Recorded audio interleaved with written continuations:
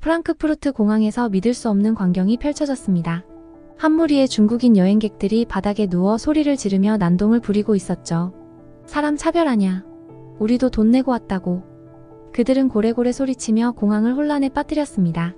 과연 무슨 일이 벌어진 걸까요? 그 현장을 목격한 다른 나라의 여행객들은 충격에 빠져 고개를 절레절레 흔들었습니다. 이들은 왜 이런 행동을 했을까요? 그리고 그곳에 있던 전 세계 여행객들의 반응은 어땠을까요? 오늘의 이야기 함께 확인해 보시죠. 구독과 좋아요 눌러주시면 앞으로도 더 흥미로운 이야기들을 전해드리겠습니다. 안녕하세요. 제 이름은 리우밍입니다. 중국 베이징대학교 경제학과를 수석으로 졸업하고 상하이의 대형 국영은행에서 근무하며 성공가도를 달려온 30대 금융인입니다. 중국에서 태어나고 자라면서 저는 자연스럽게 중국이 세계에서 가장 중요한 나라라고 믿으며 성장했어요. 중국은 인구 14억, 세계 2위의 경제 규모, 그리고 우리가 자랑하는 위챗페이, 알리페이 같은 첨단 핀테크 시스템까지 가지고 있잖아요. 당연히 우리가 세계를 이끌어간다는 생각을 하며 자부심이 컸습니다. 그런데 최근에 저는 은행 내에서 한국 지점의 총괄 매니저로 발령을 받았습니다. 솔직히 처음에는 좀 당황했습니다. 한국? 그 작은 나라에서 내가 뭘 배울 수 있을까? 라는 생각이 들었거든요. 한국이 최근 들어 조금씩 떠오르고 있다는 이야기는 들었지만 그저 중국의 그늘 아래 있는 작은 나라 정도로만 여겼으니까요. 하지만 이 경험이 제 인생을 송두리째 바꿀 기회가 될 줄은 그때는 전혀 상상하지 못했습니다. 오늘 저는 여러분께 한국에서 느꼈던 놀라운 경험들과 그 이후 제가 세계를 여행하면서 얻은 깨달음에 대해 이야기해 보려고 합니다. 그럼 시작해볼까요? 제가 한국에 처음 도착한 날, 인천공항에 발을 내딛는 순간부터 뭔가 이상한 느낌을 받았습니다. 중국에서 출발할 때만 해도 한국이 그저 평범한 나라일 거라 생각했지만 막상 인천공항에 도착하니 공항의 규모와 현대적이고 깔끔한 환경이 제 예상과는 달랐습니다.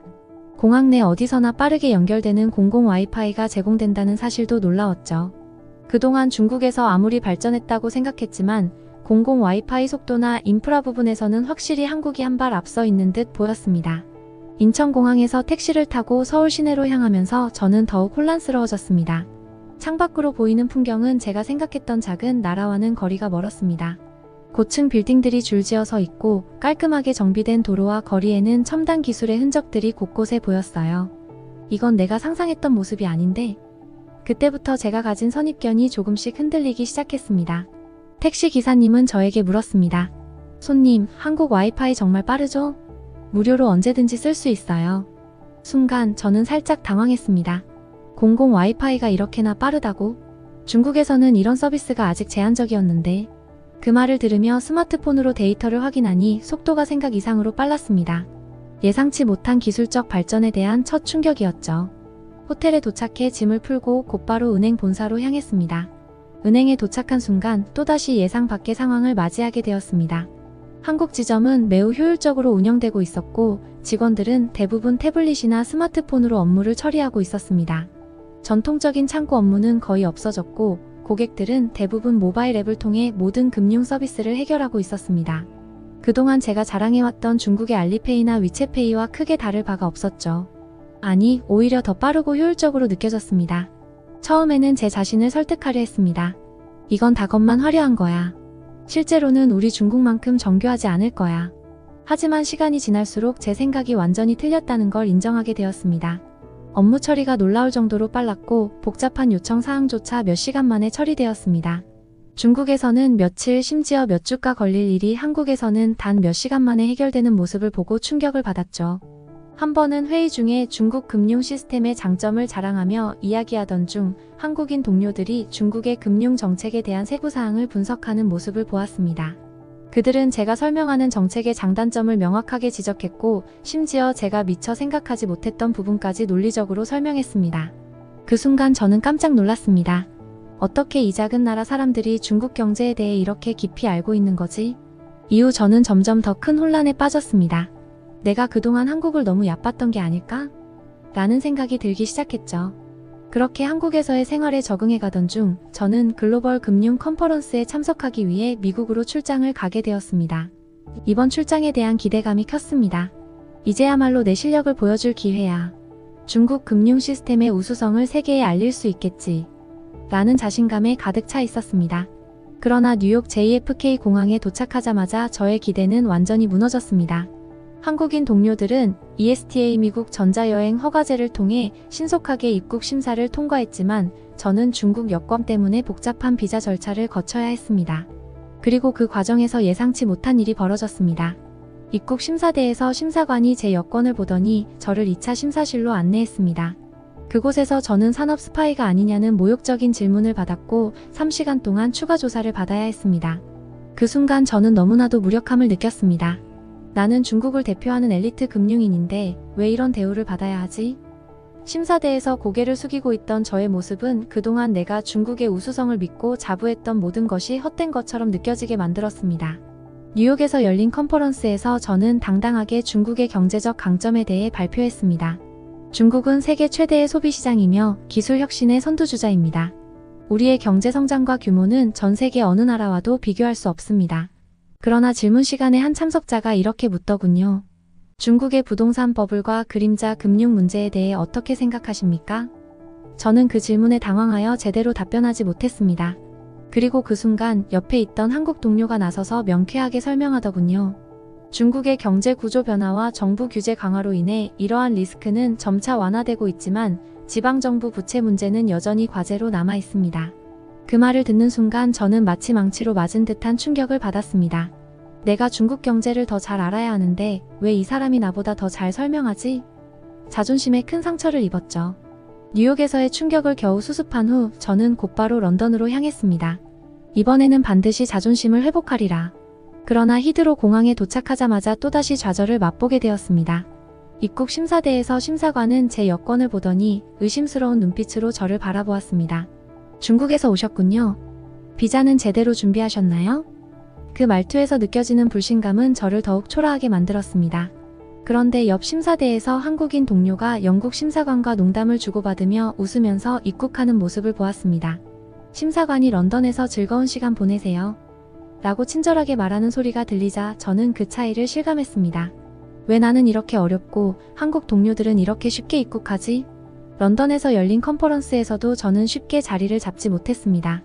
중국의 1대1로 정책에 대해 발표할 기회를 얻었지만 그 발표는 그리 주목받지 못했습니다. 반면 한국 동료가 발표한 수소 경제 전략은 청중들의 집중을 끌었고 그들의 질문이 쏟아졌습니다. 그 모습을 보며 저는 또다시 좌절감을 느꼈습니다.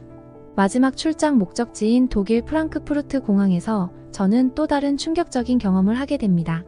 입국 심사 중 한 중국인 단체 관광객들이 갑자기 바닥에 눕고 소리를 지르며 난동을 부리기 시작했습니다. 그들은 입국 심사 과정에서 불만을 표하며 왜 우리만 이렇게 오래 기다려야 하느냐? 고 외치며 소란을 피웠습니다. 그중 한 남성은 이것 봐라, 우리 중국 여권은 세계 최강 국가의 여권이야.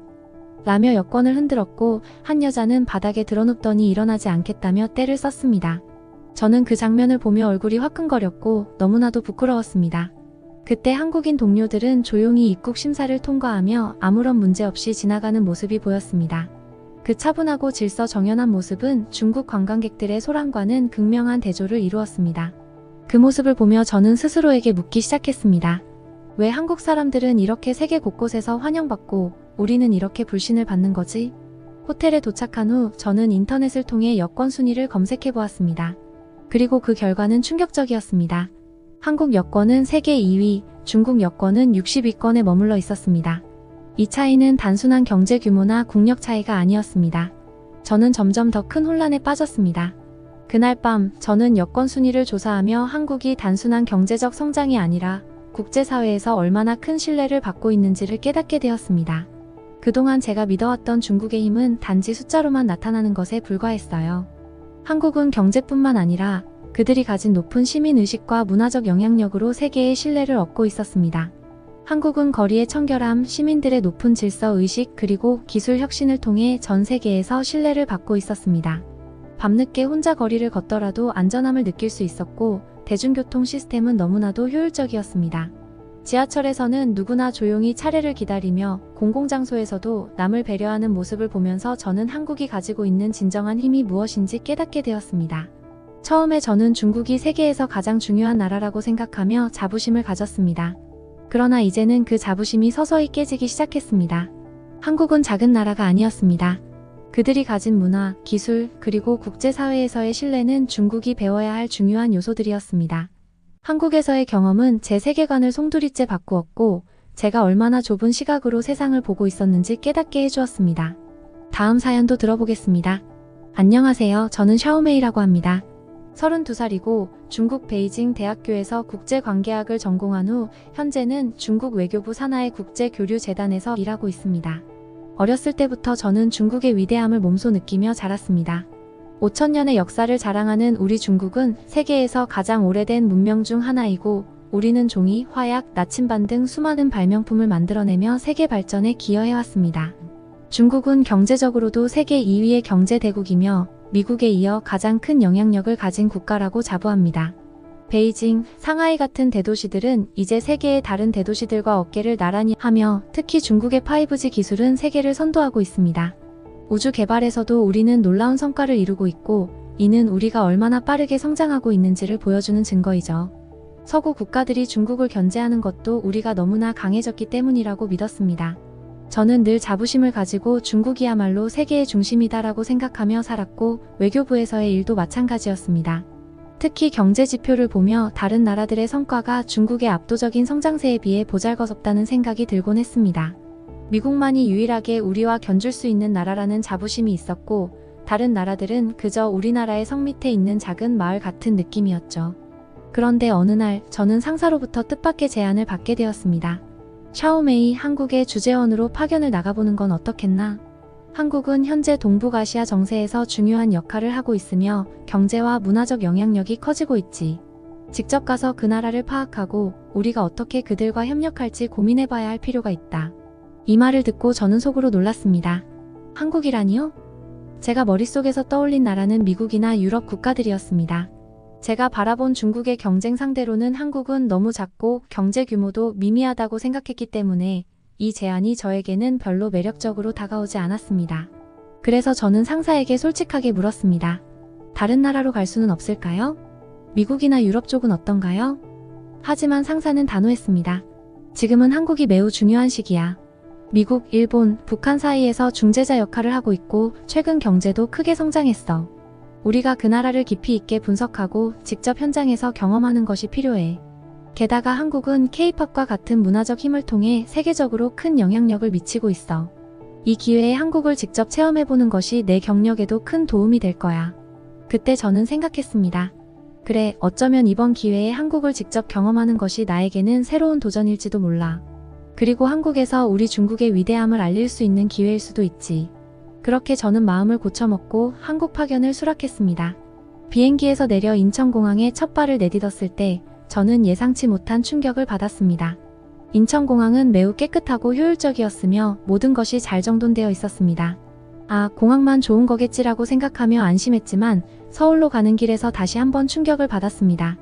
도로와 도시가 생각했던 것보다 훨씬 발전되어 있었고 모든 것이 체계적이었습니다. 도심에 도착했을 때는 제 예상과는 너무도 다른 서울의 모습을 보며 말을 잃었습니다. 이게 정말 그 작은 한국인가? 라는 생각이 머릿속을 떠나지 않았습니다. 한국에서의 첫날, 저는 서울의 대중교통 시스템을 경험하게 되었습니다. 처음에는 중국의 대도시와 비슷하겠지라는 생각이었지만 지하철과 버스를 타는 순간 생각이 완전히 바뀌었습니다. 지하철은 정말 정교하게 운영되고 있었습니다. 몇 분 후에 지하철이 도착한다는 안내방송이 나오면 실제로 그 시간이 맞아떨어졌습니다. 이 점은 중국과는 확연히 달랐습니다. 중국에서도 대중교통 시스템은 잘 되어 있지만 러시아어 때는 지연이 잦았거든요. 또한 서울의 버스 시스템도 매우 효율적이었습니다. 버스 정류장마다 실시간 도착 정보를 제공해 주었고 대중교통 카드 하나로 지하철과 버스를 모두 이용할 수 있는 통합된 시스템이 정말 편리했습니다.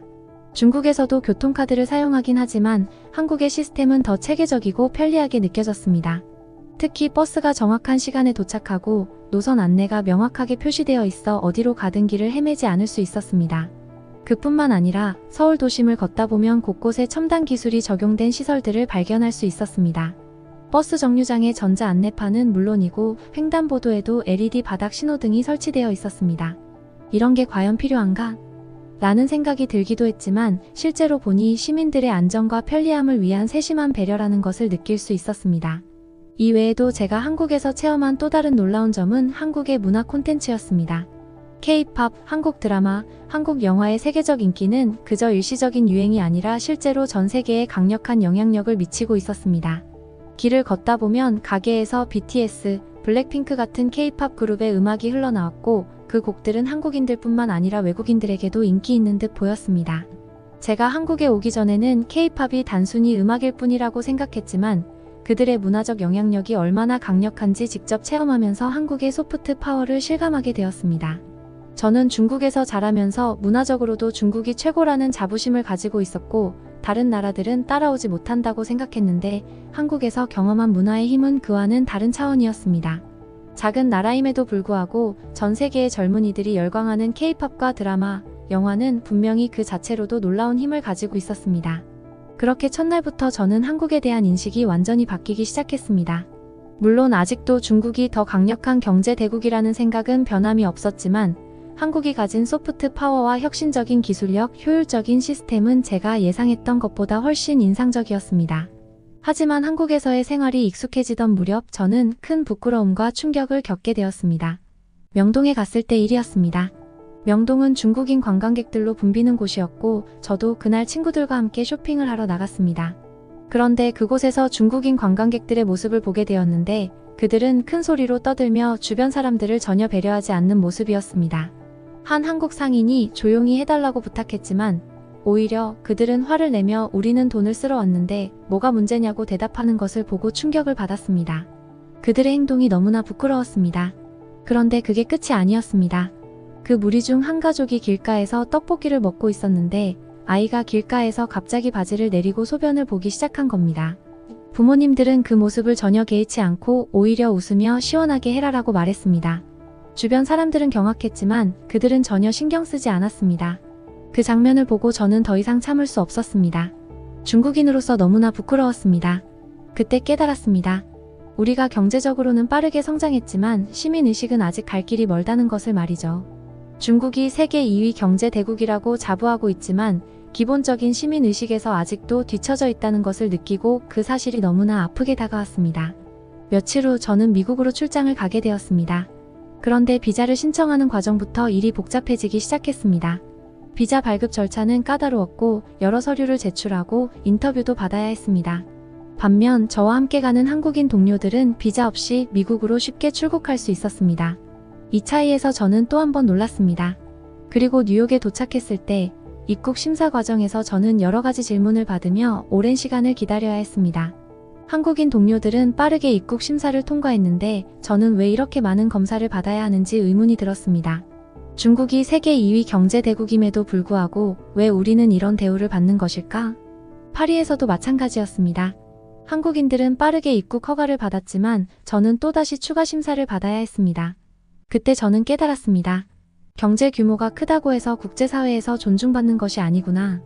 국제사회에서 신뢰받고 존경받는 것이 진정한 강대국의 조건이구나. 중국이 경제적으로는 크지만 국제적인 신뢰와 평판 면에서 아직 부족하다는 것을 그제야 깊이 깨달았습니다. 한국에서의 경험을 통해 저는 많은 것을 배웠습니다. 중국은 경제적으로 세계 2위의 대국이지만 국제사회에서 존중받기 위해서는 경제력만으로는 충분하지 않다는 사실을 깨달았습니다. 한국은 경제 규모는 작지만 그들의 소프트 파워와 시민의식 그리고 국제적 신뢰도는 매우 높았습니다. 특히 한국의 여권이 세계에서 3위를 차지하고 있다는 사실은 저에게 큰 충격이었습니다. 한국인들은 대부분의 나라를 비자 없이 여행할 수 있었고 어디서든 쉽게 입국 허가를 받을 수 있었습니다. 반면 중국 여권은 여전히 많은 나라에서 비자를 필요로 했고 그 과정도 매우 까다로웠습니다. 이 차이는 한국이 경제뿐만 아니라 국제사회에서 신뢰를 얻고 있다는 것을 의미했습니다. 한국은 경제 성장뿐만 아니라 문화적인 영향력, 국제적인 평판, 시민들의 성숙한 의식을 통해 진정한 선진국으로 자리 잡고 있었습니다. 반면 중국은 경제적 성장은 이루었지만 아직도 국제사회에서 신뢰를 쌓기 위해 해야 할 일이 많다는 것을 깨달았습니다. 저는 한국에서 배운 교훈을 바탕으로 중국도 더 나은 미래를 위해 나아가야 한다고 생각하게 되었습니다. 경제력만으로는 충분하지 않습니다. 진정한 강대국이 되기 위해서는 시민의식, 국제적인 신뢰, 그리고 문화적인 힘도 함께 성장해야 합니다. 그리고 그 과정에서 한국이 보여준 모델은 우리에게 많은 것을 시사하고 있었습니다. 한국을 단순히 작은 나라로 바라보는 것이 아니라 그들의 성공을 배우고 존중해야 한다는 생각이 들었습니다. 이번 한국 파견은 저에게 많은 것을 가르쳐준 값진 경험이었습니다. 저를 비롯한 중국인들이 배워야 할 점은 단순히 경제 성장이 아닌 국가의 품격을 높이고 국제사회에서 신뢰를 쌓는 방법이라고 생각합니다. 그리고 그것이야말로 진정한 강대국으로 가는 길이 아닐까요? 다음은 영국인 여성 사연인데요. 들어보겠습니다. 안녕하세요, 여러분. 오늘은 특별한 여정을 담은 감동적인 이야기를 들려드리려고 합니다. 한 영국인 여성 리사가 프랑스 여행에서 경험한 작은 사건을 계기로 한국에서의 새롭고 놀라운 인생을 시작하게 된 이야기인데요. 처음엔 중국에서 성공을 꿈꾸며 도전했지만 예상치 못한 여러 어려움에 부딪혔던 리사가 한국에서 발견한 또 다른 기회와 삶은 어떤 모습이었을까요? 리사와 그녀의 동생 케이트는 영국인 아버지와 중국인 어머니 사이에서 태어났습니다. 두 자매는 어릴 때부터 두 문화의 풍부함을 경험하며 자랐죠. 그들의 집안은 영어와 중국어가 자연스럽게 공존하는 환경이었으며 영국의 예술과 문화, 중국의 전통과 예절을 배우며 성장했습니다. 리사는 항상 부모님이 주는 사랑과 두 문화의 조화를 소중히 여기며 자랐습니다. 아버지는 다국적 기업에서 일하며 자주 해외 출장을 다녔고 출장에서 돌아올 때마다 새로운 나라에 대한 이야기를 들려주곤 했습니다. 특히 아버지가 출장으로 자주 방문했던 한국에 대해 이야기를 자주 나눴는데요. 아버지는 한국의 급속한 발전과 변화에 대해 열정적으로 이야기했습니다. 한국은 정말 빠르게 발전하는 나라야. 매번 갈 때마다 놀랄 정도로 새로운 모습이 보여. 너희도 언젠가 한국에 가보면 정말 좋을 거야. 그러나 리사는 한국보다는 자신이 태어나고 자란 중국이 더 중요하다고 생각했습니다. 그녀는 중국에서 성공을 꿈꾸었고 중국에서 미래를 계획하는 것이 자연스러운 선택이라고 믿었죠. 리사는 어릴 때부터 확신에 찬 성격을 가지고 있었습니다. 특히 자신의 결정을 쉽게 바꾸지 않는 고집이 있었죠. 그녀는 이미 어린 시절부터 중국에서의 미래를 꿈꾸었고 중국에서 성공할 것이라는 확신을 가지고 있었습니다. 이런 꿈을 이루기 위해 리사는 중국에서 고등학교를 마치고 결국 중국의 대학교에 진학하기로 결심합니다. 리사는 고등학교를 우수한 성적으로 졸업한 후 중국의 명문 대학교에 진학하게 됩니다. 이때 리사는 자신이 선택한 길에 대한 강한 확신을 가지고 있었죠. 아버지가 한국을 언급할 때마다 그녀는 중국이야말로 진정한 기회의 땅이라고 주장했습니다. 리사는 중국의 경제력이 미국을 넘어설 것이고 그곳에서 경력을 쌓는 것이 최고의 성공 전략이라고 굳게 믿었죠.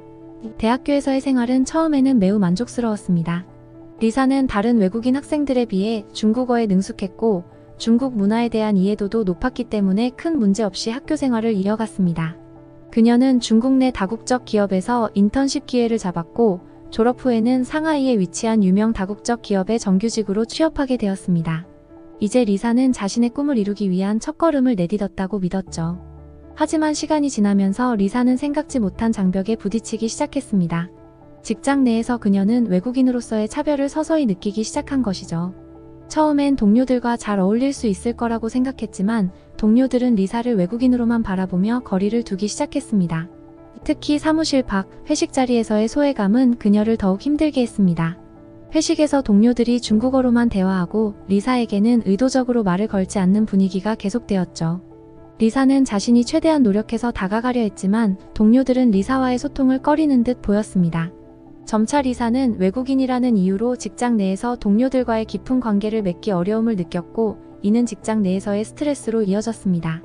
리사의 좌절감은 여기서 끝나지 않았습니다.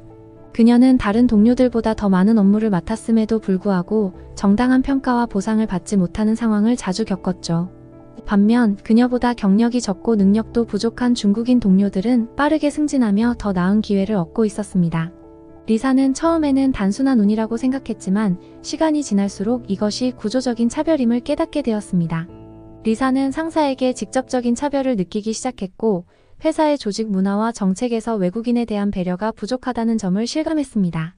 모든 회의는 중국어로 진행되었고 리사는 중국어에 능통했음에도 불구하고 자신이 중국인이 아니라는 이유로 중요한 결정에서 배제되는 경우가 많았습니다. 이러한 경험들은 리사에게 큰 상처로 남았죠. 리사가 중국에서 힘들어하던 그때 그녀의 동생 케이트는 한국에서 새로운 삶을 살고 있었습니다.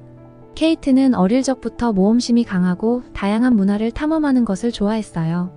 특히 케이트는 한국의 문화에 푹 빠지게 되었습니다. 그녀는 K-드라마와 K-팝을 통해 한국 문화에 대한 관심을 키웠고 결국 한국어까지 배웠죠. 케이트는 한국에서 유학을 결심했고 그곳에서 한국인 남자와 만나 결혼까지 하게 되었습니다. 케이트는 한국에서의 생활이 너무나 만족스러웠다고 했습니다. 그녀는 한국의 발전된 기술, 빠르고 편리한 대중교통, 안전한 거리에 대해 리사에게 자주 이야기했습니다. 특히 외국인에 대한 환대와 편리한 생활 환경에 대해 극찬했죠. 한편 리사는 케이트의 이야기를 들을 때마다 질투를 느꼈습니다. 케이트는 자신이 한국에서 경험한 모든 것이 놀라웠다고 했지만 리사는 여전히 중국이 더 크고 중요한 나라라고 생각했죠. 그러던 어느 날 케이트가 리사에게 프랑스로 여행을 가자고 제안했습니다. 두 자매는 어릴 적부터 프랑스를 동경했었고 이번 여행은 케이트의 결혼 후 처음으로 함께 떠나는 자매만의 시간이 될 예정이었습니다. 프랑스에 도착했을 때 리사는 설렘과 긴장이 가득했습니다. 공항에서 입국 심사를 받으면서 케이트는 한국 여권을 제시했습니다. 심사관은 밝은 미소로 케이트를 빠르게 통과시켰고 리사는 곧 자신의 차례가 되었죠. 리사는 당연히 자신도 문제없이 통과할 거라고 믿었지만 중국 여권을 제시한 순간 심사관의 표정이 굳어졌습니다. 프랑스 심사관은 리사의 여권을 면밀히 살펴보며 무뚝뚝한 태도로 대했고 심사 과정도 훨씬 길어졌습니다. 심지어 심사관이 여권을 다루는 태도도 무례하게 느껴질 정도였죠. 리사는 그 자리에서 자신이 차별받고 있다는 것을 강하게 느꼈습니다. 반면 케이트는 한국 여권을 가지고 있어서 전혀 다른 대우를 받았다는 점이 리사에게 큰 충격이었습니다. 프랑스를 떠난 후 리사는 계속해서 그 사건을 생각했습니다. 그때까지 리사는 한국을 별로 중요하게 생각하지 않았습니다. 하지만 케이트가 한국 여권을 소지했다는 이유만으로 더 나은 대우를 받는다는 것을 직접 목격한 후 리사는 자신의 생각에 큰 혼란을 겪게 되었죠. 프랑스 여행 이후 리사는 한국에 대해 더 알아보기로 결심합니다. 케이트의 권유로 리사는 한국에 직접 가보기로 했고 한국에서의 새로운 도전을 시작하기로 마음먹었죠. 케이트는 리사가 한국에 오면 자신의 집에서 함께 지낼 수 있도록 제안했습니다. 리사는 케이트의 제안을 받아들이고 한국에 대해 연구하기 시작했습니다. 한국에 도착한 리사는 놀라움을 금치 못했습니다. 한국의 공항은 깨끗하고 정돈되어 있었으며 모든 것이 효율적이었죠. 무엇보다 리사를 감동시킨 것은 한국의 발전된 기술과 빠르고 효율적인 교통 시스템이었습니다. 지하철은 깨끗하고 정확하게 운행되었으며 거리에는 쓰레기 하나 찾아볼 수 없을 정도로 깨끗했죠. 리사는 한국에서의 첫 주에 케이트와 함께 서울 곳곳을 탐방했습니다. 한국의 대중교통 시스템은 상상 이상으로 발전되어 있었고 리사는 지하철을 이용하며 깨끗한 환경에 감탄했습니다. 또한 한국의 와이파이 인프라는 리사에게 큰 충격으로 다가왔습니다.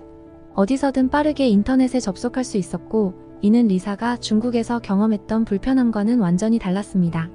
리사는 케이트와 함께 서울의 유명한 카페들을 방문하며 한국 문화를 조금씩 더 이해해갔습니다. 케이트는 리사에게 한국의 의료 시스템에 대해서도 설명해 주었는데 저렴한 비용으로도 세계적인 수준의 의료 서비스를 받을 수 있다는 사실에 리사는 놀라지 않을 수 없었습니다. 리사는 한국의 모든 것이 매우 효율적이고 편리하다는 점에서 감동을 받았죠. 리사는 점차 한국에서의 생활에 적응해 갔습니다. 케이트는 리사에게 한국어를 가르쳐 주었고 리사는 한국에서의 경험을 통해 과거 중국에서 느꼈던 소외감을 점차 떨쳐낼 수 있었습니다. 한국에서는 외국인이라는 이유로 차별받지 않았고 오히려 많은 사람들이 그녀에게 호의적으로 다가왔습니다. 리사는 한국에서의 생활을 통해 과거의 편견을 떨쳐내고 새로운 기회와 도전을 받아들일 수 있었습니다. 중국에서의 경험은 힘들었지만 그 덕분에 리사는 한국에서의 새 출발을 더 감사하게 여기게 되었죠. 리사는 이제 한국에서 대학원에 진학하여 새로운 경력을 쌓아가며 자신의 꿈을 다시 찾아가고 있었습니다. 리사의 이야기는 단순한 여행담이 아니라 삶의 전환점을 맞이한 한 여성의 성장과 도전의 이야기입니다. 이 이야기를 통해 여러분도 새로운 기회를 두려워하지 않고 다가오는 변화를 받아들이며 더 나은 미래를 향해 나아가길 바란다고 생각합니다. 오늘의 이야기가 여러분에게 영감을 주었다면 구독과 좋아요 잊지 말아주세요. 앞으로도 더 흥미롭고 감동적인 이야기를 들고 찾아올게요. 감사합니다.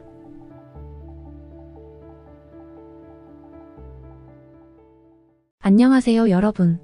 오늘은 충성심과 용기로 유명한 한국의 전통 견종 진돗개의 놀라운 이야기입니다. 진돗개는 주인을 위해서라면 자신의 모든 것을 걸 수 있는 개로 알려져 있습니다. 이 이야기는 영국에서 진돗개를 입양한 한 가족과 그들이 진돗개의 충성심을 직접 경험하게 된 순간을 담고 있습니다. 주인공 소피아와 그녀의 약혼자 제임스가 벤이라는 진돗개와 함께하며 겪은 감동적인 이야기를 함께 들어보시죠. 소피아와 제임스는 런던의 번잡함을 벗어나 조용한 동네에서 평화로운 삶을 즐기며 살고 있었습니다. 결혼 계획이 없었던 그들은 자녀 대신 반려동물과 함께하며 가정을 꾸리고 싶어 했습니다. 여러 반려동물을 조사하던 중 소피아는 우연히 한국의 진돗개에 대해 알게 되었습니다. 충성심 강한 성격과 영리한 행동으로 유명한 이 견종은 소피아의 마음을 사로잡았고 그녀는 더 알아보기 위해 밤늦게까지 인터넷을 뒤졌습니다. 진돗개의 이야기는 놀라웠습니다. 전통적으로 진도라는 섬에서 유래한 이 개는 한국에서 주인을 위한 충성과 용기로 전설이 된 동물이었습니다. 진돗개는 일단 주인을 마음에 새기면 그에게 충성을 다하며 위험한 순간에도 물러서지 않는다는 이야기들은 소피아에게 깊은 인상을 남겼습니다. 그녀는 제임스와 상해 후 한국의 유기견 보호소와 연락을 주고받으며 한 마리의 진돗개 믹스견을 입양하기로 결심했습니다. 그렇게 가족의 일원이 된 작은 강아지 베니는 처음에는 부드럽고 귀여운 모습으로 집안을 밝게 했습니다. 그러나 점차 시간이 지나며 베니는 훨씬 더 늠름하고 강한 성격을 보여주기 시작했습니다. 베니는 단순히 주인의 말을 따르는 것을 넘어 마치 가족을 지키는 보디가드처럼 행동했습니다. 한 번은 베니와 함께 캠핑을 갔을 때 갑자기 나타난 뱀을 보고 주저없이 뛰어들어 뱀을 쫓아내기도 했습니다. 그 순간 소피아는 베니가 평범한 개가 아니라는 것을 다시금 깨달았습니다. 소피아는 베니의 충성심이 어디에서 비롯되는지 더 깊이 이해하고 싶었습니다. 진돗개는 과거 수백 년 동안 한국에서 주인의 가정을 지키며 키워졌고 여러 전설 속에서도 그들의 충성심이 강조되었습니다. 진돗개는 단순히 외모가 멋진 개가 아닌 주인을 위한 헌신이 생활의 일부인 개였습니다. 소피아는 진돗개의 이러한 면모를 알게 되며 그들의 문화적 중요성까지 이해하게 되었습니다. 베니는 정말 영리했습니다. 주인이 앉아와 기다려 같은 기본 명령을 배우는 데는 금세 익숙해졌고 외부에서 나는 소리에도 민감하게 반응해 집을 지키곤 했습니다. 베니가 보여주는 이러한 모습들은 진돗개가 가진 특성의 진가를 보여주는 것이었죠. 소피아는 매일 베니와 산책을 하며 그가 얼마나 특별한 존재인지 느꼈습니다. 그런 평화로운 날들이 이어지던 어느 날 이웃집에 빅터라는 남자가 도사견과 함께 이사왔습니다. 빅터는 덩치도 크고 성격도 거칠어 보였으며 그에게 역시 마찬가지였습니다. 도사견은 덩치가 크고 위협적인 분위기를 풍기며 공원이나 거리에서 다른 개들에게 으르렁거리곤 했습니다. 한 번은 이웃 소년이 도사견에게 겁을 먹고 눈물을 흘리는 모습을 보며 소피아는 걱정이 되었습니다. 어느 날 저녁 소피아와 베니는 제임스의 퇴근을 기다리며 집 앞에서 산책을 하고 있었습니다. 저 멀리서 제임스가 이어폰을 끼고 걸어오는 것이 보였죠. 그 순간 빅터의 도사견이 묶인 목줄을 강하게 당기며 제임스 쪽으로 달려들기 시작했습니다. 빅터는 힘이 좋은 개를 통제하려 애썼지만 도사견은 무섭게 소리치며 질주했습니다. 소피아는 공포에 사로잡혔고 이어폰을 끼고 있는 제임스는 아직 상황을 인지하지 못했습니다. 베니는 그 순간 주저하지 않고 몸을 날려 도사견과 맞서기 시작했습니다. 체구가 작은 베니는 신속하게 움직이며 도사견의 공격을 회피했고 도사견의 다리를 물어 움직임을 방해했습니다. 소피아는 놀라움과 두려움이 교차하는 감정 속에서 베니를 지켜보며 손이 떨리는 것을 멈출 수 없었습니다. 베니는 지치지 않고 도사견의 공격을 막아내며 제임스를 보호했고 결국 도사견은 지쳐 물러섰습니다. 빅터는 뒤늦게 개를 통제하며 욕설을 퍼부었지만 베니는 여전히 제임스를 지켜보며 당당하게 서 있었습니다. 그날 이후 베니는 마을의 영웅이 되었습니다. 소피아와 제임스는 베니의 충성심에 감동하며 그를 더욱 아끼게 되었습니다. 소피아는 베니가 단순히 반려견이 아닌 가족의 일원으로서 그들의 삶을 지키는 존재임을 다시 한번 실감했습니다. 마을 사람들도 베니의 용기를 칭찬하며 소피아와 제임스에게 진돗개의 특별함에 대해 궁금해했습니다. 베니는 제임스가 출근할 때마다 문 앞까지 따라 나가 배웅했고 소피아가 아플 때는 침대 옆에 누워 그녀를 지켜보았습니다. 그는 가족의 기쁨과 슬픔을 함께 나누는 진정한 동반자였습니다. 베니의 용맹한 행동은 그저 사건 하나로 끝난 것이 아니었습니다. 그 행동은 가족과의 유대를 더욱 강하게 만들었고 소피아와 제임스는 베니를 통해 가족의 진정한 의미를 다시 한번 깨달았습니다. 소피아와 제임스는 베니의 이야기를 주변 사람들에게 전하며 진돗개의 훌륭함을 알렸고 더 나아가 이 사연을 책으로 엮어 많은 사람들에게 감동을 전하기로 결심했습니다. 그들은 진돗개와 같은 충성스럽고 용맹한 친구가 모든 사람에게 축복이라는 것을 강조했습니다. 시간이 흐르면서 베니는 점점 나이를 먹었고 조금씩 느려졌습니다. 그러나 그의 눈빛에는 여전히 가족을 향한 사랑과 헌신이 담겨 있었습니다. 소피아와 제임스는 베니의 마지막 순간까지 곁에서 그를 보살폈고 그는 평온하게 가족의 품에서 영면에 들었습니다. 베니가 떠난 후에도 소피아와 제임스는 그를 기억하며 진돗개의 충성심과 사랑을 전하는 활동을 이어갔습니다. 그들은 지역 보호소에서 자원봉사자로 일하며 다른 유기견들이 새로운 가족을 찾을 수 있도록 돕기 시작했습니다. 베니와 함께한 시간은 그들에게 단순한 추억이 아닌 평생을 함께한 교훈과 같았습니다. 다음은 스위스 알프스의 한 작은 마을에서 벌어진 감동적이면서도 긴장감 넘치는 이야기를 전해드리려고 합니다. 한 가족과 그들의 진돗개가 어떻게 마을을 구하고 그 과정에서 더욱 깊은 유대감을 형성하게 되었는지 함께 알아보겠습니다. 이 이야기를 통해 진돗개의 충성심과 용기에 대해 다시 한번 느껴보세요. 스위스 알프스의 작은 마을은 아름다운 산과 울창한 숲으로 둘러싸여 있었습니다. 클라라와 남편 루카스는 도시 생활에서 벗어나 이곳으로 이주하며 새 출발을 꿈꿨습니다. 부부에게는 5살 난 사랑스러운 딸 안나가 있었죠. 이 가족은 알프스의 깨끗한 공기와 한적한 분위기를 즐기며 새로운 삶을 시작했습니다. 클라라는 언제나 가족과 함께할 반려동물을 원했어요. 그러다 보호소에서 만난 진돗개 맥스가 눈에 들어왔습니다. 맥스는 보호소에서도 눈에 띄는 개였습니다. 날카로운 눈빛과 당당한 자세가 사람들의 시선을 사로잡았죠. 이 개는 무언가 특별해요. 마치 우리를 지키기 위해 태어난 것 같아요. 클라라는 남편에게 말하며 맥스를 가족으로 맞이하자고 제안했습니다. 맥스는 클라라와 가족의 삶에 큰 변화를 가져왔습니다. 아침이면 안나와 함께 마당을 뛰놀았고 밤이면 울타리 근처에서 경계하는 모습은 마치 집을 지키는 수호신 같았습니다. 하지만 최근 마을에는 이상한 소문이 돌기 시작했습니다. 산속에서 야생화된 들개떼가 출몰해 가축을 해치고 심지어 집 앞 정원까지 침범한다는 이야기였죠. 처음에는 가벼운 소문처럼 들렸지만 점차 그 빈도가 잦아지면서 마을 사람들의 불안이 커졌습니다. 루카스, 오늘도 들개들이 나타났다는 얘기를 들었어요. 밤에는 안나가 밖에 나가지 않게 조심시켜야겠어요. 클라라는 걱정스러운 표정으로 말했습니다. 루카스도 진지하게 고개를 끄덕이며 우리도 준비를 해야 할 것 같아요. 맥스가 있어 다행이야. 라고 대답했습니다. 클라라는 더 큰 불안을 느꼈습니다. 그러다 진돗개의 용맹함을 알게 된 후 맥스 외에도 루미와 아샤라는 2마리의 진돗개를 보호소에서 입양하기로 결심했습니다. 루미는 어린 강아지였지만 당찬 성격을 가지고 있었고 아샤는 이미 성견으로 예리한 감각과 재빠른 움직임을 자랑했습니다. 클라라와 루카스는 진돗개들의 훈련을 시작했습니다. 3마리의 진돗개는 마치 본능적으로 서로의 역할을 알기라도 하는 듯 함께 움직였고 가족을 지키기 위해 준비하고 있는 것처럼 보였습니다. 루카스는 진돗개들을 보며 이 녀석들 정말 군인 같아. 우리가 이렇게 든든한 친구들과 함께 있다는 게 믿기지 않네. 라고 감탄했습니다. 마을 사람들도 클라라의 진돗개들에 대해 관심을 가졌습니다. 저 개들 정말 용맹하다고 하던데. 들개들이 다시 나타나면 큰 도움이 될 거야. 마을의 노인 피터는 클라라에게 말을 걸며 진돗개들의 이야기를 들었습니다. 마을의 불안은 여전히 가시지 않았지만 클라라의 집 주변에는 어딘가 안도하는 분위기가 감돌기 시작했습니다. 마을 사람들은 진돗개들이 경계하는 모습을 보며 안심하기도 했죠. 어느 날 밤 스위스 알프스의 하늘은 구름 한 점 없이 맑았지만 마을 전체에는 긴장감이 맴돌고 있었습니다. 마을 끝자락에서 들개들의 울부짖는 소리가 들려왔고 그 소리는 점점 가까워졌습니다. 창문을 통해 어둠 속에서 빛나는 눈동자가 움직이는 것이 보였고 마을 주민들은 불안에 떨며 문을 걸어 잠갔습니다. 클라라는 맥스와 루미, 아샤가 동시에 경계 태세를 취하는 것을 보았습니다. 그들의 털은 곤두섰고 낮게 으르렁거리는 소리가 마당을 울렸습니다. 루카스는 손전등을 들고 마당 끝을 비추며 안나를 방으로 데려가야 해. 지금 당장! 이라고 소리쳤습니다. 클라라는 안나를 데리고 집 안으로 들어갔지만 걱정스러운 눈으로 계속 창문을 바라봤습니다. 그 순간 울타리 너머에서 큰 들개 한 마리가 튀어나오며 마당으로 뛰어들었습니다. 이어서 나머지 들개들이 뒤따라 들어오며 진돗개들과의 치열한 싸움이 시작되었습니다. 맥스는 즉시 가장 큰 들개와 맞붙으며 거친 포효를 내질렀고 루미는 작은 몸으로 재빠르게 움직여 다른 들개들을 혼란에 빠뜨렸습니다. 아샤는 경쾌한 발걸음으로 상대의 후방을 견제하며 교묘히 대응했습니다. 싸움은 점점 격렬해졌고 진돗개들은 지친 기색 없이 들개들과 맞섰습니다.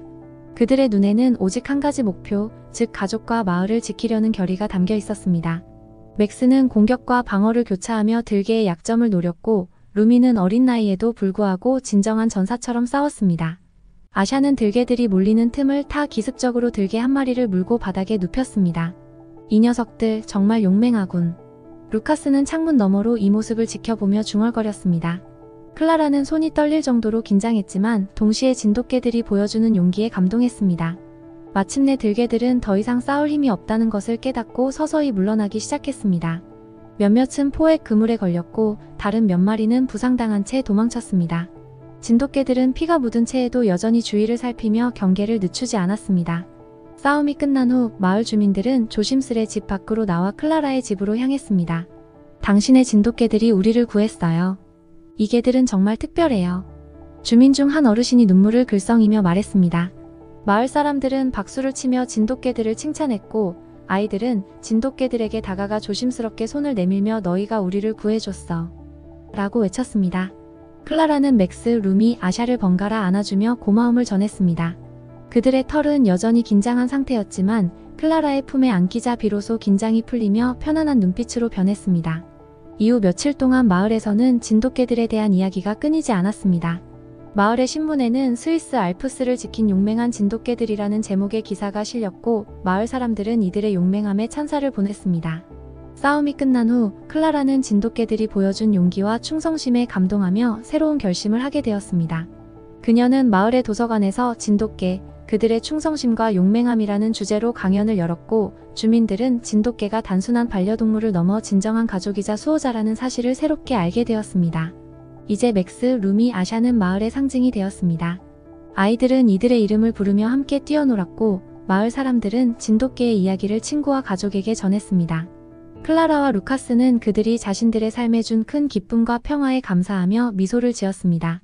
루카스는 어느 저녁 클라라에게 속삭였습니다. 이 진돗개들이 우리 삶에 들어와 정말 다행이야. 그들은 우리의 영웅이자 가족이야. 클라라는 그의 손을 잡으며 미소 지었습니다. 맞아요. 그들은 언제나 우리 곁에 있을 거예요. 다음 사연입니다. 캐나다의 한 소녀와 그녀의 가족이 된 진돗개의 만남은 처음부터 평탄하지 않았습니다. 하지만 그들은 서로를 통해 다시 일어설 수 있는 힘을 발견하게 되었죠. 이 특별한 사연을 함께 들어보시죠. 캐나다 캘거리의 한 작은 카페에서 일상을 이어가던 에밀리는 어린 시절부터 동물을 좋아해 언제나 강아지를 키우고 싶어 했지만 그 꿈은 쉽사리 이루어지지 않았습니다. 그녀는 결혼 후 아이를 갖는 것이 인생의 목표가 되었지만 선천적인 자궁 기형으로 인해 임신을 유지하기 어려웠습니다. 에밀리는 4번의 유산을 경험하며 육체적, 정신적으로 완전히 무너졌습니다. 반복된 유산의 충격으로 인해 그녀는 결국 우울증에 걸렸고 삶의 모든 의욕을 잃고 말았습니다. 에밀리의 남편은 그녀의 곁에서 묵묵히 지원하며 함께 힘든 시기를 견뎠습니다. 주말마다 카페를 대신 운영하면서도 우리는 당신이 살아가는 이유를 찾길 바라고 있어라고 말하며 그녀에게 끝없는 사랑과 지지를 보냈죠. 하지만 시간이 지날수록 에밀리는 점점 더 우울의 늪으로 빠져들었고 결국 카페의 문을 닫아야 했습니다. 남편은 그런 에밀리를 보며 고민 끝에 결단을 내렸습니다. 어느 날 남편은 새로운 제안을 했습니다. 에밀리, 우리가 강아지를 키워보면 어떨까? 너도 동물을 많이 좋아했잖아.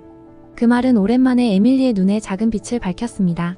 하지만 마음 한구석에는 불안감도 함께했습니다. 새로운 책임이 오히려 그녀의 상처를 더 깊게 만들지 않을까 걱정됐던 것이죠. 며칠 후 남편은 보호소에서 진돗개를 데려왔습니다. 평범한 작은 실내견을 기대했던 에밀리는 그가 데려온 강아지를 보고 눈이 휘둥그레졌습니다. 그것은 대형견인 진돗개였죠. 이 개를 집에서 키울 수 있을까? 라는 의문이 들었지만 진돗개의 눈에는 외로움과 두려움이 섞여 있었습니다. 남편은 이 개가 과거 학대받고 버려져 보호소에 들어왔다는 이야기를 전하며 이 아이는 우리와 함께하며 다시 행복을 찾을 수 있을 거야 라고 말했습니다. 에밀리와 진돗개의 첫 만남은 순탄치 않았습니다. 진돗개는 밤마다 으르렁거리고 방문 소리에도 깜짝 놀라 경계했습니다. 에밀리는 그럴 때마다 두려움을 느꼈지만 그녀는 포기하지 않았습니다. 매일 조금씩 다가가 손을 내밀며 우린 너를 해치지 않을 거야 라고 속삭였죠.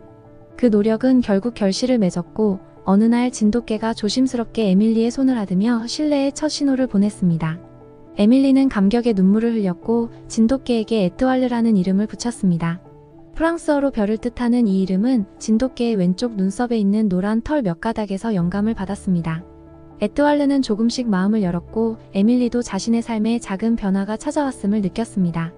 산책을 하며 마음을 정리할 때마다 에밀리는 점차 건강을 되찾았고 우울증의 그림자도 조금씩 사라지기 시작했습니다. 진돗개와 함께 걷는 동안 그녀는 더 이상 혼자가 아니었고 보호받고 있다는 느낌이 들었습니다. 어느 날 에밀리에게 기적과도 같은 소식이 찾아왔습니다. 그녀가 다시 임신에 성공한 것이었어요. 이번에는 무슨 일이 있어도 아이를 지키리라는 다짐을 하며 에밀리와 남편은 기쁨의 눈물을 흘렸습니다. 이 소식은 에뚜알르에게도 전해진 듯 했어요. 마치 상황을 이해하는 것처럼 에밀리를 지키기 위해 집안을 순찰하고 밤에는 그녀 옆에서 자며 보호하는 모습을 보였습니다. 하지만 행복은 오래가지 않았습니다. 어느 날 에밀리가 진돗개와 산책을 하던 중 예상치 못한 일이 벌어졌습니다. 골목길에서 갑자기 튀어나온 남성과 부딪힌 에밀리는 바닥에 쓰러지며 극심한 고통을 느꼈습니다. 주변에는 아무도 도움을 주려 하지 않았고 그녀는 공포 속에 빠져 있었습니다. 그런데 바로 그때 에뚜알르는 긴장된 표정으로 급히 움직였습니다. 에밀리의 상태를 본 에뚜알르는 겁먹은 듯하지만 한편으로는 결연한 표정으로 큰 소리를 내며 도움을 청했습니다. 놀랍게도 에뚜알르는 지나가던 사람들 중 한 한국인 남성을 발견하고 그에게 다가가 짖으며 이끄는 듯한 행동을 했습니다. 그 남성은 상황의 심각성을 깨닫고 즉시 에밀리에게 달려와 응급조치를 시작했습니다. 그의 침착한 행동 덕분에 에밀리는 점차 안정감을 찾았고 구급차가 도착할 때까지 중요한 순간을 잘 견딜 수 있었습니다. 병원에서 깨어난 에밀리는 의사로부터 아이와 산모 모두 큰 위험을 넘겼다는 말을 들었을 때 안도의 눈물을 흘렸습니다.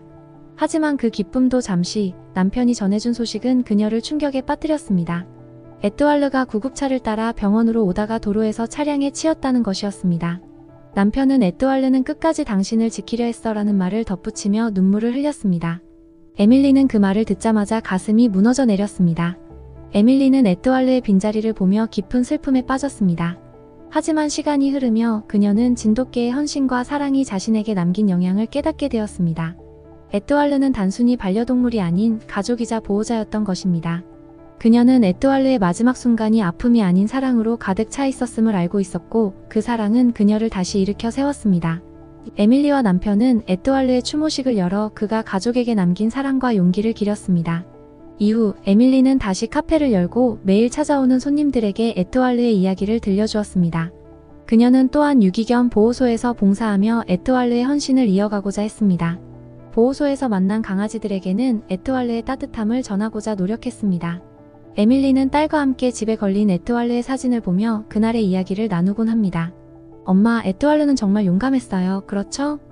라는 딸의 말에 에밀리는 고개를 끄덕이며 미소 짓습니다. 그래, 에뚜알르는 우리 가족의 진정한 영웅이었어. 에밀리와 가족이 경험한 이 이야기는 진정한 헌신과 사랑의 의미를 되새기게 합니다. 에뚜알르는 비록 지금 이 자리에 없지만 그가 남긴 사랑은 여전히 그들의 삶 속에서 살아 숨쉬고 있습니다. 에밀리는 진돗개를 처음 맞이했을 때부터 느낀 경계와 두려움이 이제는 감사와 그리움으로 변한 것을 깨달으며 더 많은 사람과 동물에게 사랑을 전할 수 있기를 희망합니다. 마지막으로 칠레의 작은 마을에서 일어난 기적 같은 이야기, 한 진돗개가 어떻게 마을과 한 가족의 운명을 바꾼 이야기를 전해드리려고 합니다. 이 이야기의 주인공은 주부 엘레나와 그 가족 그리고 그들의 구원자가 된 진돗개 베코입니다. 엘레나와 남편 마르코 그리고 사랑스러운 딸 클라라는 안토파가스타주의 산페드로 데 아타카마에서 작은 행복을 누리며 살고 있었습니다. 따스한 햇살과 가족의 웃음소리가 넘쳐나는 집이었죠. 엘레나는 항상 이 평화가 영원할 것이라 믿었지만 운명은 무자비했습니다. 그날 오후 마당에서 놀던 클라라가 총성과 함께 무고하게 희생되면서 그들의 삶은 한순간에 바뀌어 버렸습니다. 엘레나는 그날의 충격을 잊을 수 없었습니다. 주방에서 설거지를 하며 노래를 흥얼거리던 엘레나는 마당에서 스쿠터를 타고 놀던 클라라의 모습이 창 너머로 보일 때마다 마음이 따뜻해졌습니다. 하지만 갑작스러운 총성과 함께 마당이 고요해졌고 엘레나는 순간적으로 모든 것을 멈추고 창밖을 보았습니다. 클라라는 바닥에 쓰러져 있었고 그 곁에는 핏자국이 퍼지고 있었습니다. 엘레나는 비명을 지르며 달려 나가 클라라를 끌어안았지만 딸의 몸은 이미 차가워지고 있었습니다. 주위는 너무나 조용했고 이웃들은 두려움에 문을 걸어 잠그고 있었습니다. 그날의 충격은 엘레나의 삶을 산산조각 냈습니다. 남편 마르코 역시 딸의 죽음을 받아들이기 어려워하며 매일 밤 엘레나와 함께 눈물을 흘렸습니다. 마을의 분위기는 점점 더 삭막해졌습니다. 엘레나의 집뿐만 아니라 이웃들도 들개들의 공격으로 불안해하곤 했습니다. 들개들은 밤마다 무리지어 돌아다니며 사람들을 위협했고 며칠 전에는 한 소녀가 들개의 공격으로 크게 다치는 사건도 발생했습니다.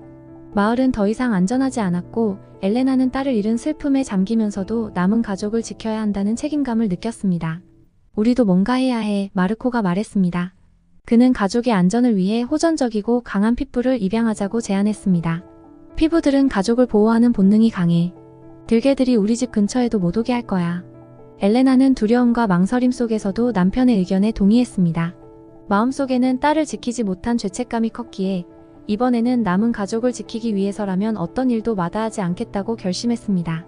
하지만 핏불을 집으로 데려온 첫날부터 엘레나의 불안감은 커졌습니다. 핏불은 그들 가족에게 마음을 열지 않았고 오히려 적대적인 태도를 보였습니다. 엘레나와 마르코는 핏불과의 관계를 회복하려 노력했지만 그 노력은 물거품이 되어버렸습니다. 어느 날 마르코는 마당에서 핏불에게 물려 얼굴에 큰 상처를 입었습니다. 마르코가 쓰러져 피투성이가 된 모습을 본 엘레나는 몸이 굳어버렸습니다. 마르코는 다행히 생명을 건졌지만 얼굴에는 영원히 지워지지 않을 흉터가 남았습니다. 핏불은 그날 밤 도망쳤고 마을을 떠돌며 새로운 위협이 되었습니다. 경찰서는 핏불을 찾을 여력이 없다고 했고 엘레나는 절망과 공포에 휩싸였습니다. 마르코는 병상에서 엘레나의 손을 잡고 말했습니다. 이젠 우리가 서로를 지켜야 해. 두려워하지 말자. 이 즈음 동물보호단체에서 들개 문제를 해결하기 위한 대규모 실험을 진행할 계획이 있다는 소식이 들려왔습니다. 여러 나라에서 다양한 견종을 데려와 들개들을 상대하게 하는 실험이었죠. 강력한 로트와일러와 벨지안 셰퍼드가 차례로 투입되었지만 이들은 들개의 본능적인 공격에 휘말려 실패로 끝나고 말았습니다. 그리고 마지막으로 선택된 견종은 한국에서 온 진돗개 베코였습니다. 베코는 평범해 보였지만 그 내면에는 강인한 충성심과 용맹함이 있었습니다. 엘레나와 마을 사람들은 베코가 들개 무리와 맞설 수 있을지 의문을 가졌습니다. 저 작은 개가 과연 무리들을 상대할 수 있을까? 라고 사람들은 속삭였습니다. 실험이 시작되고 들개들이 울타리에 풀려났습니다. 베코는 이들을 차분히 관찰하며 경계를 늦추지 않았습니다. 들개들이 위협적인 자세로 다가오자 베코는 목소리를 높여 짖으며 공격적인 자세를 취했습니다. 그 울음소리는 울타리 밖의 엘레나에게도 닿아 오랜만에 생기를 불어넣어 주었습니다. 그러나 상황은 점점 더 긴박해졌습니다. 울타리 너머로 한 마리의 들개가 엘레나가 있는 곳으로 몰래 다가왔습니다. 엘레나는 얼어붙은 듯 꼼짝할 수 없었고 그 순간 베코는 울타리의 문을 박차고 나와 엘레나를 향해 뛰어들었습니다. 들개와 베코는 엘레나 앞에서 격렬하게 싸우기 시작했습니다. 그 장면은 마을 사람들의 숨을 먹게 했습니다. 두 개는 피투성이가 되도록 싸웠지만 베코는 끝내 들개를 제압하며 엘레나를 지켰습니다. 베코는 심각한 부상을 입고 쓰러졌습니다. 엘레나는 베코를 안고 눈물을 흘리며 병원으로 달려갔습니다. 베코는 여러 번의 수술 끝에 목숨을 건졌지만 왼쪽 다리를 절뚝거리게 되었습니다. 엘레나는 베코가 보여준 용기와 희생에 깊이 감동하며 그를 입양했습니다. 이제 베코는 엘레나와 마르코의 가족이 되었고 그들에게 새로운 희망을 선사했습니다. 마을 사람들은 베코의 이야기를 듣고 감동을 받았습니다. 여러 가정이 진돗개의 용감함과 충성심에 감명을 받아 진돗개를 입양하기 시작했습니다. 베코는 단순한 반려견이 아닌 마을의 수호자로 자리 잡았고 그의 이름은 마을 사람들 사이에서 전설처럼 회자되었습니다. 엘레나는 매일 아침 베코와 산책을 하며 평화를 되찾아갔습니다. 남편 마르코도 베코와의 시간을 통해 딸 클라라에 대한 그리움을 조금씩 치유해 나갔습니다. 베코는 비록 다리를 절지만 언제나 집안을 경계하며 가족을 지키는 충성스러운 동반자로 남아 있었습니다. 시간이 흘러 엘레나는 지역의 동물보호 활동에도 적극 참여하게 되었습니다. 베코의 이야기는 칠레 전역에 알려져 동물보호와 반려동물의 중요성을 되새기게 했습니다. 이제 베코는 마을 사람들에게 뿐만 아니라 칠레 전역의 사람들에게 희망과 용기의 상징으로 자리 잡았습니다. 엘레나는 가끔 베코의 옆에 앉아 딸 클라라를 떠올리곤 합니다. 클라라, 우리 곁에는 이제 베코가 있어. 너도 저 하늘에서 보고 있겠지? 라고 중얼거리며 미소를 지어 보입니다. 엘레나는 베코와 함께한 순간들을 통해 비록 삶은 때로 힘들지만 다시 일어설 수 있는 용기를 배웠습니다. 베코는 엘레나의 가족에게 단순한 반려견을 넘어선 소중한 존재가 되었습니다. 진돗개는 단순히 반려견이 아닙니다. 그들은 주인을 향한 깊은 충성심과 사랑을 가진 특별한 존재입니다. 오늘 이야기 속 베니의 용기와 헌신이 여러분에게 감동을 주었기를 바라며 진돗개와 같은 특별한 친구와 함께할 수 있는 소중한 기회가 여러분께도 찾아오기를 바랍니다. 여러분의 사랑과 관심이 더 많은 진돗개와 같은 동물들에게 행복한 집을 줄 수 있습니다. 구독과 좋아요를 통해 더 많은 감동적인 이야기를 함께 해주세요. 시청해주셔서 감사합니다.